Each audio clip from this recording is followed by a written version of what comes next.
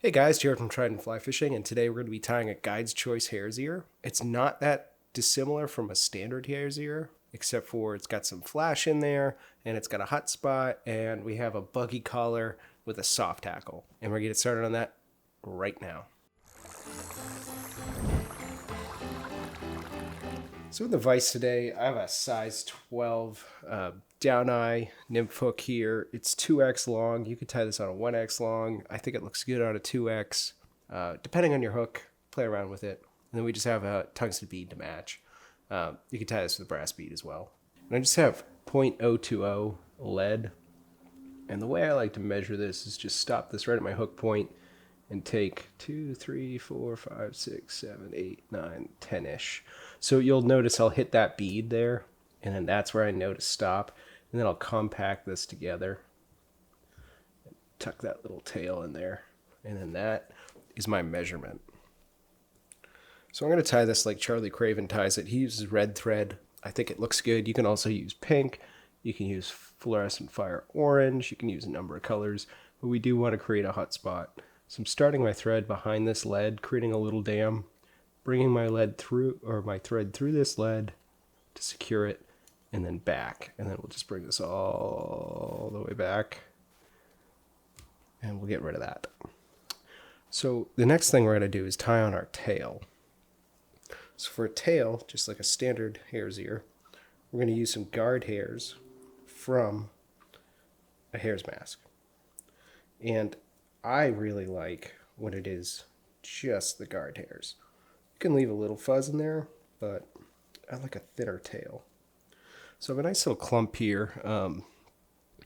Did not stack my tips. You can come through here, and if you see anything wild, pull it out. But honestly, it's not worth it. So I like to take a measurement, roughly that gap there. Maybe a little longer, maybe a little shorter, depending on preference. So I'm going to transfer that measurement to my offhand, come in here, and what I want to do is cut this, so when I tie it in, it ends at this lead. So that's what I'm going to do. And then we'll get this tied in. The nice thing about nymphs, if you tie them right, if you use this lead, you get a nice clean taper, nice clean tie-off point. My tail is slightly longer than I like, but I think it's going to work out fine.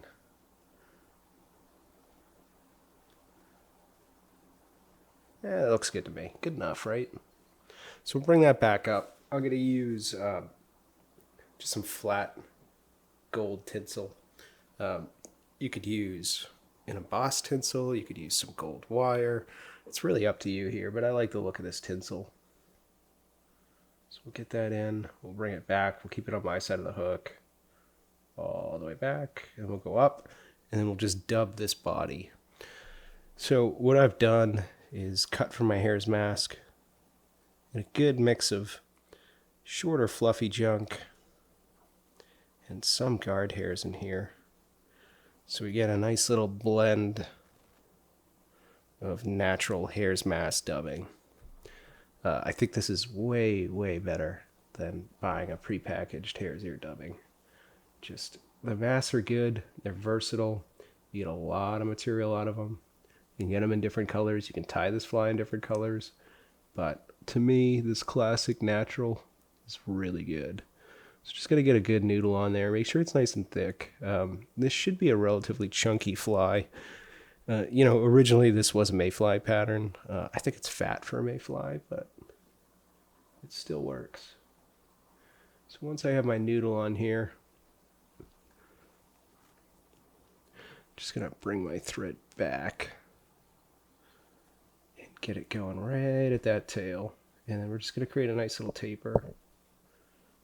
You may have to do some overlying wraps, but I built a little bit of a taper into my dubbing noodle, and then the way that we've created our body, it's also created a natural taper, with that thread to the lead. All right, guys, we'll just wrap this forward. Couple of touch and turns, keep it pretty tight. And then we'll get rid of it. And then you just break that off. Okay, so the next thing we're going to tie in is going to be the flashback. I have some pearl tinsel from Vivis in a size large. That's about the size you're going to want for this hook. So tie it in on my side and then roll it to the top. It's way easier than trying to get it in on top. So, too many wraps. That's on there. It's right on top. And now we're going to tie in our body material, or our thorax material, which is going to be Peacock Herl. So I have 2 strands here. You could use 3. I like the look of 2 on this size hook. And then I may actually bring this back here. So one thing with this pattern is you want to make sure that you don't create your thorax too short. So it's about a bead's length. That should look good. I might come back a tiny bit. And then we'll just advance that. Pro tip, you can twist these and they won't break when you wrap them.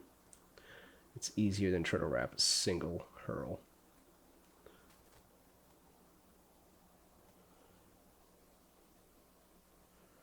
And it gives us a nice bushy profile.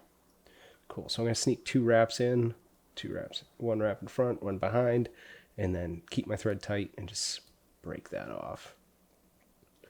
Very good. Looks good to me, guys. So let's pull this over here and just get 2 wraps over, pull it back, 1 wrap down, and then we'll get rid of this. So at this point here, if you would like, because we're going to wrap a hackle in front, if you want to pick this guy out, and I only like to do it lightly, I only like to pick it out a little bit, so I'm just going to hit it real quick. This will get picked out once you fish it too, but it's way easier to do it now than after we get that hackle on there. Good enough. All right, so my next step is to tie in my hackle. Really long one in there. And for a hackle here, I just have some natural Hungarian partridge. I've chosen a feather and I prepped it. But I've chosen a feather that is pretty marked up. It's pretty brown. I like this look. And what we want to do is take a measurement of our hackle here.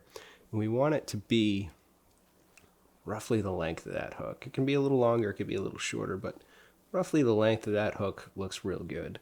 So I've stripped away the fuzzy stuff off this and I've created a little delta, and that's going to be my tie-off point. So I'm going to grab that, stroke my fibers back, use this little delta as my tie-in point. I like to fold that back and get it out of the way. So now we're just going to wrap this. But before we wrap it, let's fold these back. Just makes tying this in and getting the fibers to do what we want way easier. So I like to hold it, get a wrap, and then, what I'm looking for is really 1 full turn. So what we can do is once we've hit this full turn here, can pull these away. Pull them off on the other side too.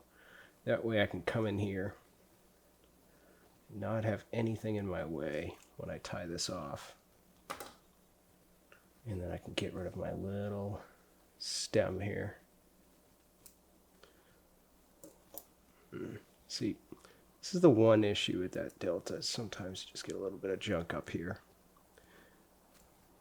If it was me, I wouldn't care, but we're trying to get a nice little fly here going. So we'll pull that back, we'll try and cover it up with some thread. If not, we'll be good to go. We'll create our little hotspot, we'll whip finish. And we did cover it, so we did good there. Get rid of that. And then what I like to do to finish this guy off is a nice tiny bit of solarized bone dry, and I'm just going to use just the edge of this little thing here. And you'll see it darkened up my thread. So if you don't want that, you may want to use something like Loon head cement, the water-based head cement. It won't darken your thread as much, but this is good for me. All right, guys, that's pretty much it. Guy's Choice Hare's Ear. Super simple pattern. Fishes really well. It can be a nymph. It can be a little micro streamer. I really like them in size 8, 10, 12, 16s, 14s. You can tie them on a jig hook. You can change up the colors. Try some olive, try some hotspots in different colors, pink, orange. You can go wild with this thing. Thanks for watching, guys, and we'll see you next time.